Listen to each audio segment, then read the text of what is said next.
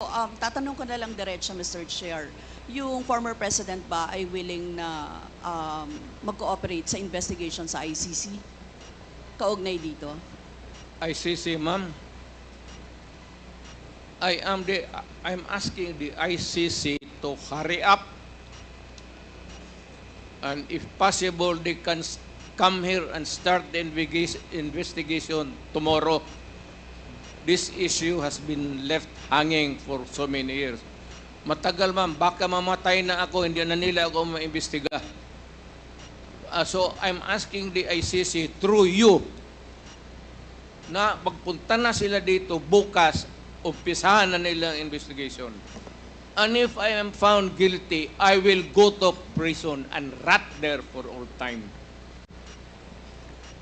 Mr. Chair, balikan ko lang yung isa ko pang tanong, Mr. Chair. Ito sa Senate hearing dito, Mr. Chair. Sinabi ni former President Duterte, encourage the criminals to fight. Encourage them to draw their guns. Yan ang instruction ko. End of quote.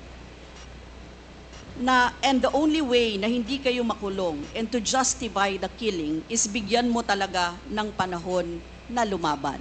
Tama po ba? Yan ang sinabi ninyo. Yes, because that would be justified kung lumaban. Yan, kasunod pa lang po yung Ang question ko. utos ko- Ang question ko po ay, bakit nyo ine-encourage yung kriminal na lumaban? Para medyo maminus-minus ang problema sa syudad ko, kung may kriminal dito na 50, kung mapatay ninyo yung 30, di 20 na lang, hindi na masyado problema dyan sa akin. Ibig sabihin, Mr. Chair, hindi mapaparusahan ang nakagawa ng krimen in self-defense. Hindi man sadya. Siya alam naman trabaho ng police, ma'am.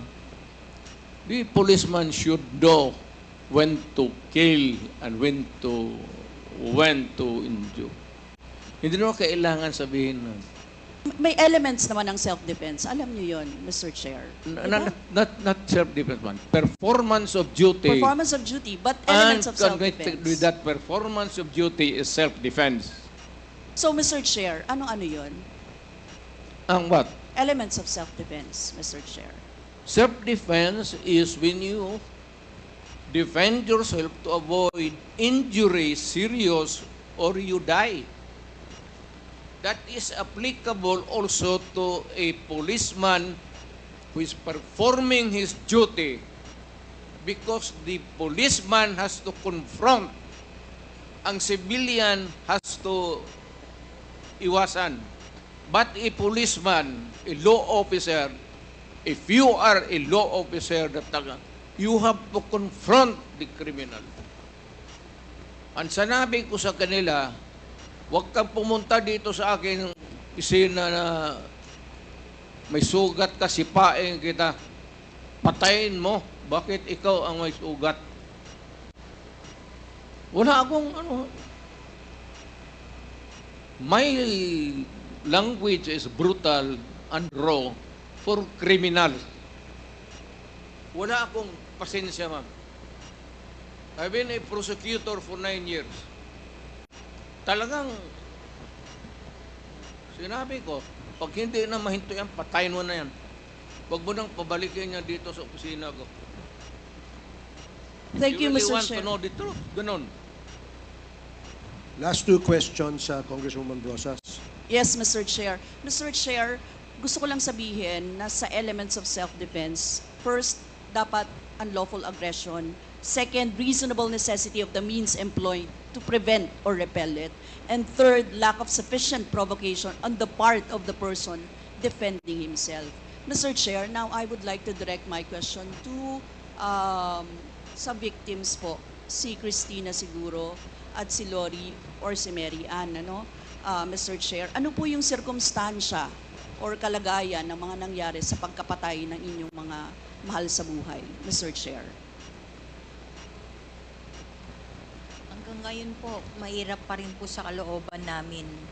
Ang mahirap lang dun kasi yung mahirap ka na tapos may mga pinagdadaanan ka pa po na ganito na hindi basta-basta na nahihimpasan ng kumbaga araw-araw, puro sakit ng loob, dasal, kung ano ba yung pinaglalaban namin ito. Salamat Mr. po. Chair, tatanong ko lang, ang susundan ko lang yung tanong ko. Ang tanong ko kasi ay,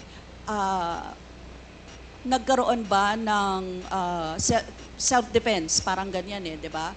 Ang Nanlaban. nangyari. Nanlaban ba yung Yun po inyong... ang sinabi nila sa akin na nagkamotor po yung bata na wala namang motor na hindi marunong magmotor. Yung pong nanlaban, yun po yung sinabi nila sa akin na nakipag-anuhan po daw ng baril. Pero ano ang nalaman ninyo sa investigasyon? Laban ba? Well, Meron bang unlawful aggression? Meron bang reasonable necessity para i-employ or i-prevent or i-repel yun? Meron bang lack of sufficient provocation mula sa parte ng tao na dinidepensahan yung sarili niya? Sa lahat po ng mga nalaman ko po, dahil wala na rin naman akong ganun kaalaman ng ganyan po, lahat po yun gawa-gawang kwento po at wala rin pong napakitang ebidensya na nagsasabi ng katotohanan na nanlaban po yung bata. Si Nanay Lori siguro.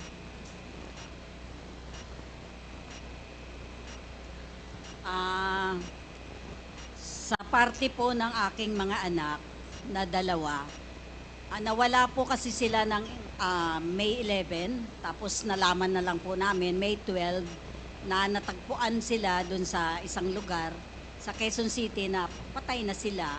Kaya kumbaga, doon sa balita, yun yung napanood ng anak ko na sabi nga daw ay police operation. Pinaghahabol daw sila ng mga pulis hanggang sa nahuli sila at pinagbabarel. Yun po, kasi kukuha lang naman ng lisensya itong kuya, si Crisanto, kasi isa po siyang security guard. Kumuha lang siya ng lisensya noong May 11, pero hindi na ho siya nakabalik. Tapos kinabukasan ho, yun napanood na siya sa isang news sa TV na yun nga, natagpuan na sila na patay na. Tapos yun, pinaghahanap na po namin. Si Nanay Mary Ann. Yung time po nung